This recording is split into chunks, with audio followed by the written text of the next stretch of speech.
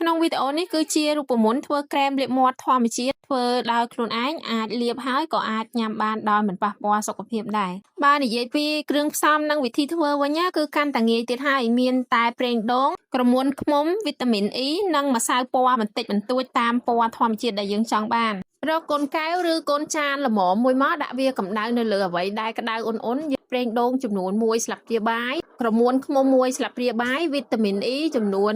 1/2នៃស្លាបព្រាកាហ្វេដាក់វាឲ្យក្ដៅរលាយចូលគ្នាអស់រួចហើយយើងអាចដាក់ម្សៅពណ៌ទៅតាមពណ៌ដែលយើងចង់បានបើសិនជាចង់ធ្វើជាក្រែមដែលមិនមានពណ៌យើងមិនចាំបាច់ដាក់ពណ៌ទេតែបើសិនចង់បានពណ៌យើងអាចប្រើជាពណ៌ម្សៅផ្កាកូឡាបម្សៅមើមយេនម្សៅផ្ការំយល់ម្សៅម្ជូរព្រឹកឬមួយក៏ងាយទៀតនោះគឺ color ពណ៌ឬ color ភ្នែករបស់យើងនឹងខ្វេះវាដាក់ទៅបងប្អូនគឺវាធ្វើឲ្យជាប់ពណ៌បានល្អហើយមានពណ៌ទៅតាមពណ៌ដែលយើងចង់បានម្សៅពណ៌ទាំងអស់នេះត្រូវដាក់វាចំនួន1/2នៃស្លាបព្រាកាហ្វេបានន័យថាពាក់កណ្ដាលស្លាបព្រាកាហ្វេកូនល្បាយទាំងអស់នេះចូលគ្នារួចហើយចាក់វាចូលក្នុងពុម្ពបងប្អូនអាចប្រើជាពុម្ពប្រភេទជាក្រែមដើមដែលយើងប្រើអស់ហើយនឹងយកវាមកដាក់ក៏បានឬមួយក៏ជាកឡខ្លងអីក៏បានដែរដោយសារយើងប្រើខ្លួនឯងរួចយកវាទៅទុកក្នុងទូទឹកកកធម្មតាហ្នឹងរយៈពេល20ទៅ30នាទីវានឹងទទួលបានក្រែមលាបមាត់មួយដែលជាក្រែមធម្មជាតិពិតៗយើងក៏អាចយកវាមកធ្វើជាផលិតផលបានទៀតផង